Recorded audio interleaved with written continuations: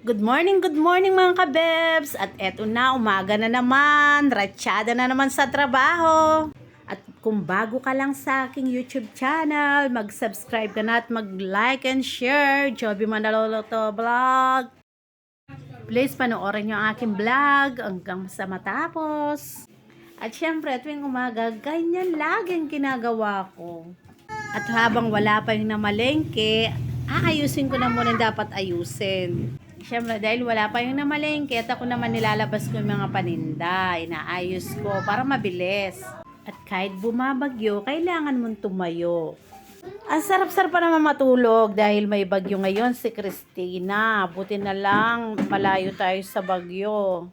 Ay, sorry, bangag talaga ako, no? Christine pala, sorry, ang bagyo, ang pangalan ng bagyo. Ay, tindi ng sinalantahan ng Christine. O kahit may bagyo, sarap pa naman matulog. Hindi pwede. Kailangan tumayo ka. Nandito na nga yung namalengke at busy na kami niyan. At syempre, aayusin yung mga paninda. Umuulan pa naman ito. Kaya pagdating ng namalengke, alam ba ninyo kung anong ang bilis-bilis sinalis, hindi mo na ako makausap. At sabay-sabay na rin nagsisidatingan yung mga customer, gawa ng yung mga nagbabaon. Alam nyo na. Siyempre kahit walang pasok sa school, yung mga nagtatrabaho, kailangan nila magbaon. At eto nga, inaayos ko na yung mga isda, mga bangos, mga bukid. At pagkatapos pa nito, pinapalinis pa nga yung 3 kilong tilapia. Kaya binibilisan ko. 3 kilong tilapia at saka bangus. Magkakaliskis pa ako nito. Kaya binababa ko ng mabilisan. Kasi itong mga kasama ko dito, hindi pa masyadong alam. Ay, kahirap mga kabebs. Ako lang nagbe-video sa sarili ko. Kaya talagang hirap talagang maging vlogger. At araw-araw nga, ito nga yung lagi kong ginagawa. Kaya hindi pwedeng pagsawaan. Kanina nga ang pagising ko, parang ayaw kong tumayo, ang sarap matulog. Kaya lang hindi pwede. Ay nako, naiisip ko yung mga paninda ko. Kung hindi ako magtitinda, hindi ako magtatrabaho, hindi ako kakain. Naayos ko na yung mga konting gulay, mga patola, mga labanos, ampalaya, mga frozen food. Ito yung ganito ang ginagawa araw-araw, kaya hindi pwedeng pagsawaan. Magbubukas ka tuwing umaga, magsasara pagkagabi, o magliligpit ka pa tuwing tanghali kasi hindi pwede magtagal, lalo na yung mga isda, babaho sila, kaya kailangan maubos man o hindi, ilalagay sa freezer. Bili na kayo mga suki. No credit, I need cash. Alam nyo naman, sa Mumbai lang tayo, araw-araw, maaga pa lang. Dito na si Mumbai. At syempre, hindi pwedeng magpas. Tahimik pa dahil halos natutulog pa yung mga tao, kaya tahimik. Alam nyo ba, kahit may bagyo, kahit umuulan, maalinsangan pa rin, no? Bakit ganon? Kaya, maga pa lang nakapusod na yung buhok ko. Kayo, mga kabebs, comment lang kayo sa aking vlog. Comment, share, mag-subscribe kayo. Siyempre, mag-like kayo, di ba? October 23, araw ng Webes. Gandang umaga sa inyong lahat. At sana okay tayong lahat, walang nagkakasakit, lalo na sa panahon ngayon dahil nga sa bagyong Christine. Dahil tag-ulan, maraming magluluto ng mga sopas niyan, kaya pinadami ko yung mga ingredients ng sopas. At pati na rin pansit canton. Ito masarap ito. Lagyan mo ng atay balon-balunan, pangsakop. Ay, sarap.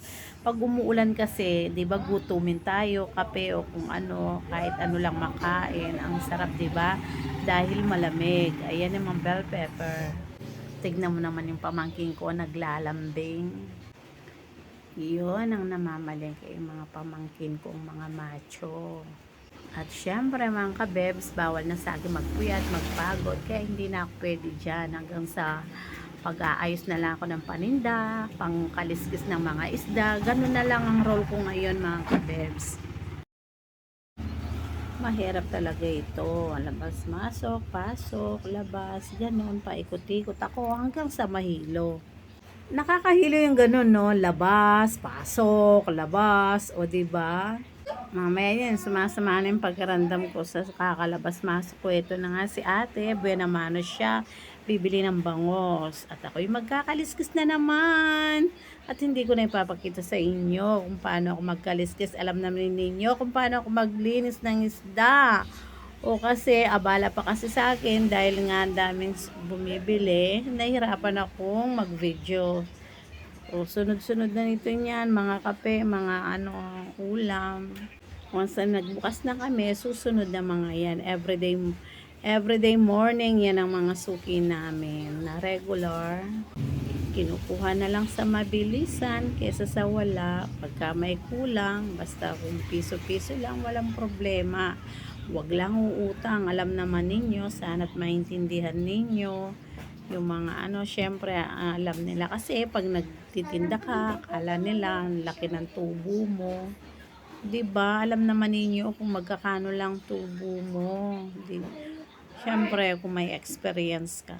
At syempre, pag alam nila nagtitinda, akala nila ang laki ng tinutubon, mayaman ka na lang. At hindi lang nila alam, puro Bombay lang, iniikot-ikot mo lang yung paninda.